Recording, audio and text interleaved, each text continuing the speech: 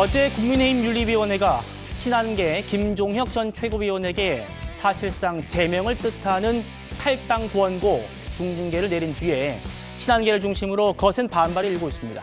특히 윤리위가 결정문에 쓴 표현들 근거가 지금 그 논란의 중심에 있습니다. 바로 만나보시죠.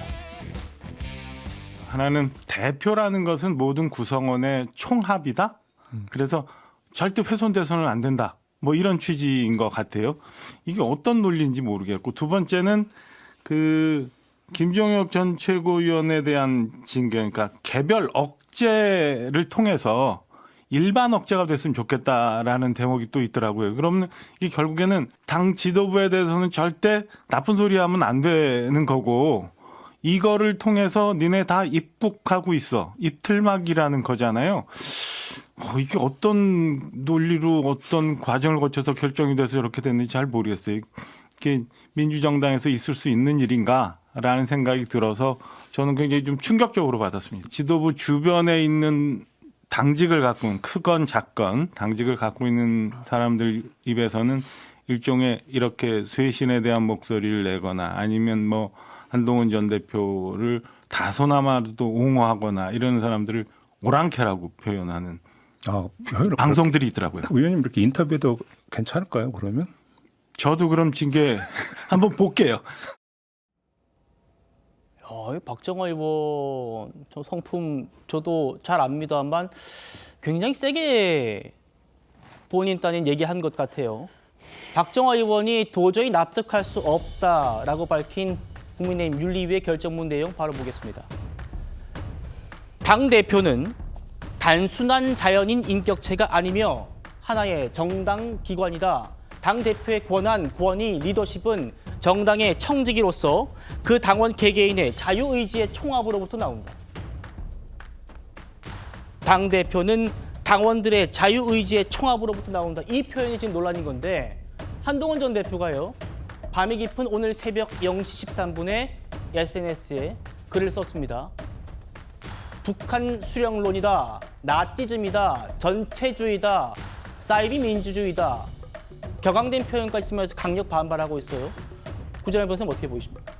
먼저 국민의힘이 지금 이러고 있을 때인가, 이러고 있을 상황이 아닌 거에 대해서 책임 있는 분들이 저러고 있는 거에 대한 굉장히 참담한 마음을 갖고 있고, 저는 그럼에도 불구하고 양비론을 말하는 건 아닙니다. 양비론이라는 건 너도 나쁘고 너도 나쁘니까 도찐개찐이다. 여기서 끝나는 사람들을 말하는 거거든요. 예. 판단 불가. 그렇게 무책임한 얘기가 아니라 저는 이 사안에 대해서 명쾌하게 의견을 갖고 있습니다. 저는 장동혁 체제에서 징계를 통해서 다른 계파를 솎아낸다라는 거는 부당하다라고 생각을 합니다. 그렇기 때문에 저거는 결정문 자체에도 논리적으로 부적절한 면이 있습니다. 그러나 이쪽이 잘못됐다는 말을 하기 때문에 상대방은 무조건 옳은가, 그런 식으로 통과할 문제가 아니거든요. 저는 김종혁 최고가 그중에서도 자중할 면이 있었다. 자기가 한 말이 지금 이 징계가 부당하기 때문에 모두 다 옳았다는 식으로 얘기하는 건 역시 봉합을 가로막는 또 하나의 분열의 요소다, 이렇게 생각을 합니다.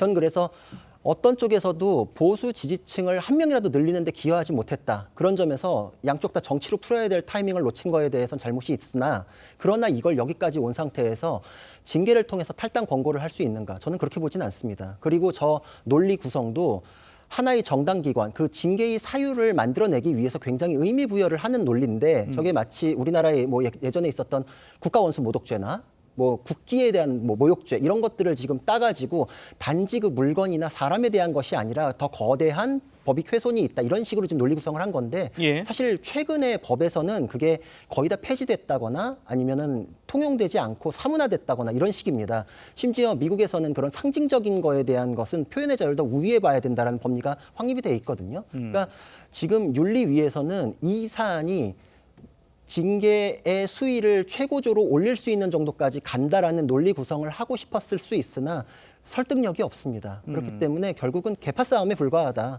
계파 싸움에 정치가 아니라 징계라는 수단을 동원한 거는 당 자체가 분열로 가는 사유가 될 수밖에 없기 때문에 지금 우리가 이러고 있을 때가 아닌 거에 대해서 정치적 해법을 마련하지 않는 거에 대해서는 책임 있는 분들에 대해서 많은 분들이 더 실망감을 가질 수밖에 없을 것 같습니다.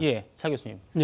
한동훈 전 대표가 지금 북한 수령론, 전체주의 뭐 이런 얘기까지 하는 이유는 당대표가 당원들의 자유의지의 총합이라면 그럼 대통령은 국민들의 자유의지의 총합이기 때문에 대통령 욕도 하면 안 된다는 거냐?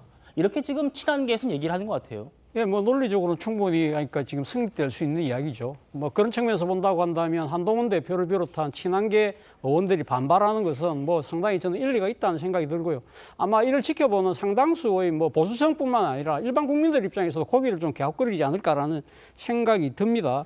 사실 지난 총선 때 당시 국민의힘이 민주당을 공격했던 논리 중에 가장 중요한 논리가 뭐였습니까?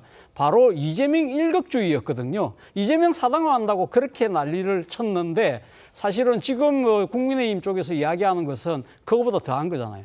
그런 측면에서 본다고 한다면 정말 이건 좀 말이 안 된다는 생각이 들고요. 사실 뭐 보수정당의 내용하는 과정에서 이 내분이 격화되고 있는 과정에서 북한 수령론이라는 이야기가 나온다 정도라고 하면 거의 갈 때까지 간 것이 아닐까라는 생각이 들 정도인데 사실 지금 뭐 한동훈 전 대표의 정치적인 여러 가지 책임에 대해서 뭐 이 따져야 된다는 분들도 상당히 당내에서도 목소리가 있습니다만 그럼에도 불구하고 한동훈 전 대표를 품어야 된다고 이야기하시는 분들이 당의 중진들 그리고 오늘도 초재선 의원들까지 이야기를 했잖아요.